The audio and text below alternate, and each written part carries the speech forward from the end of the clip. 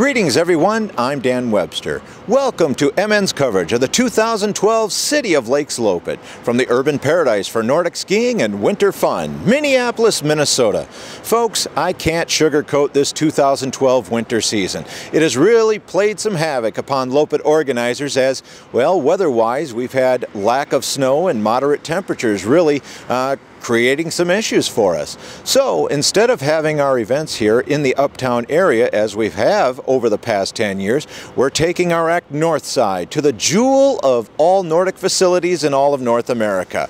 So when we return, let's go to Theater Wirth Park. The 2012 City of Lakes Loppet is proudly presented by Park Nicollet, putting your health and wellness needs at the center of everything we do.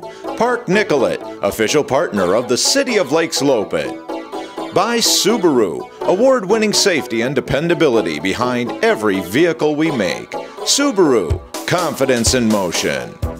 By the law firm of Dorsey & Whitney, 100 years of helping your business compete, locally and globally. Count on Dorsey & Whitney for your legal and business needs. And by Columbia Sportswear, our passion for the outdoors is why we test everything tough. Columbia Sportswear, without boundaries. Saturday with the Loppet was Family Day at Theater Wirth Park, presented by Mall of America, celebrating 20 years of fun and success, and currently featuring the exhibit of Diana, Princess of Wales. Because of the last-minute decision to move Saturday's events from uptown to Wirth Park, Saturday early morning saw Loppet staff and volunteers working hard to make sure all was in order when the crowds arrived. Meanwhile, on the chalet grounds, the snow sculpture contest presented by the Southwest Journal was getting underway. The morning temperatures were still cold enough for sculpturers to enjoy creating in. Whether by samurai, ice chisel, or even by brush, these artists created some of the fine visuals that by the afternoon sunshine, Loppet fans were able to enjoy. New to the Loppet this year was the Scandinavian backyard sport of Kubb, presented by the Surly Brewing Company. Surly, brewed with care, but served with attitude. Eric Upland is director of Minnesota Kubb and director of the tournament. Yep, we're excited about our turnout. We have teams from Wisconsin, teams from Iowa, teams from Thief River Falls, almost up to Canada, drove all the way down. Some teams came down last night. We have a lot of new local players as well in Minneapolis, which we're really excited about because we know that there are people playing Kubb throughout the metro that maybe haven't played together before. So this is a really good chance to get all these teams together, network a little bit, and hopefully keep Kubb going into the summer. Moving from the Isles Lagoon to the pond at Wirth Park was the Penn Ice Cycle Loppet. Daredevils on studded bicycle tires were able to carve out a challenging course for their event. The twists and turns of this event has always made the Penn Ice Cycle Loppet a fan favorite to watch and for participants to enjoy. During the week, the Loppet's Nordic Foundation and Wirth Park played host to the 2012 International Paralympic Committee's Nordic World Cup. On Saturday, some of these para-elites challenged some of the able-bodied skiers to a race at their level. This was a good-spirited event, which even saw Loppet director John Munger get involved. Well, at least until he learned the importance of balance on these specially made sit skis. Down goes Munger! Down goes Munger!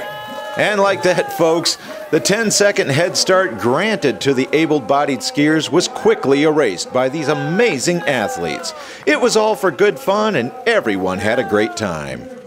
Over the weekend, skijoring enthusiasts took part in the U.S. National 1- and 2-Dog Skijoring Championships, presented by Chuck and Don's Pet Food Outlet.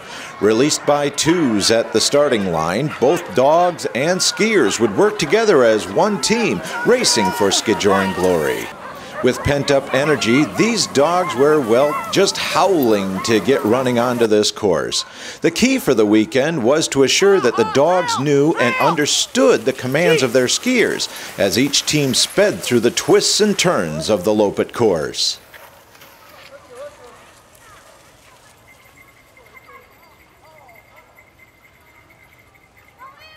Once the skijoring teams cleared the track, it was time for the Rossignol Junior Loppet, featuring some of the best local Nordic skiers the junior Olympic divisions had to offer. Starting things off were the JO Youths, heading out onto their 1 kilometer course. Making her way back to the finish line was 6-year-old Lauren Munger. She was able to stay on her skis and earn her first of 2 weekend Loppet victories. After the JO Youths had cleared the course, the JO divisions featuring the older elementary kids took to the 2.5 kilometer course.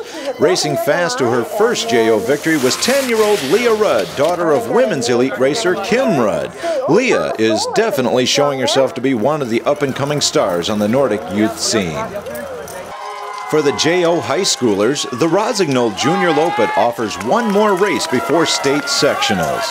It also allows high schoolers to compete across state lines and see how they fare against out-of-state competition. And for many of these athletes, it's yet another opportunity to build upon their racing resumes. Making the turn and coming up the home stretch and capturing his J1 victory was Spooner, Wisconsin's 17-year-old Scott Peterson. Following the competitive juniors, it was time for the more relaxed and fun-filled Cook County, Minnesota Minni Loppet. Cook County, Minnesota, way north of Ordinary. For the kids, Spider-Man showed up to offer up advice on how to enjoy the day and give some tips on skiing, as well as offer the countdown for the start. And they're off! Onto the course they go with all the organized chaos that goes along with it. What's great about the Cook County, Minnesota Minni Loppet is how parents get involved and help with the effort. And with special thanks to the City of Lakes Nordic Ski Foundation, many of these kids are able to be off the couch on this glorious day and be on the very same snowpack the Olympic stars of today and tomorrow get to enjoy. For these kids, each of them earns an award medal, along with free hot chocolate and cookies upon crossing the finish line. As dusk was starting to settle in, it was time for the Finn Sisu Sprints competition. Finn Sisu, the small store with a lot of knowledge. Instead of the flat uptown arena, sprinters on this day had a longer and more hilly course to contend with. Even after an afternoon of sun and warm temperatures, the competition was fierce for the competitors, and great entertainment for fans looking on. All ages were represented in these sprints, as well as all ambulatory capabilities. 27-year-old Kelly Underkofler of Highland Park, Minnesota, proudly strided her Nordic stuff for the local faithful to appreciate. And with the aid of their guides, the visually impaired amazed the crowd with just how well they could effectively sprint through this course. The main event of the sprints featured two-time Loppet Sprints champion Caitlin Gregg, formerly Caitlin Comptin, against her CXC teammate and rising star, 24-year-old Jenny Bender of Maple Plain, Minnesota. Jenny has proven to be a star on the sprint circuit, but could she match the power of Caitlin on this day? As they closed in on the finish line, it was Jenny showing she had what it took to become the new queen of sprints. Jenny Bender captures the women's Finn Sisu Sprints title. As nightfall set in over Wirth Park, people couldn't ask for a more beautiful evening for the Park Nicollet Luminary Loppet. This year, the Luminary was a hiking event throughout Wirth Park.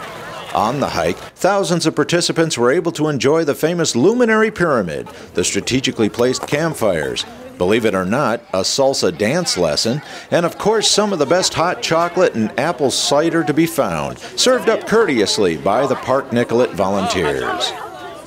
All in all, Saturday's family day at Wirth Park turned out to be a great success for everyone. The impromptu job by organizers and volunteers served notice to the world how special a place Wirth Park is for the Nordic community. Sunday morning came, and Wirth Park again was abuzz with early morning activity. Greeting racers and fans at the main chalet and throughout the park were one of the many specially made penguins from Scott Olson of Waconia, the founder of rollerblades. At the lower stadium, racers for the day's events as well as fans filled the area, getting ready for their respective competitions. The first event of the day was the 8:30 a.m. Højgaards Classic Ski Race.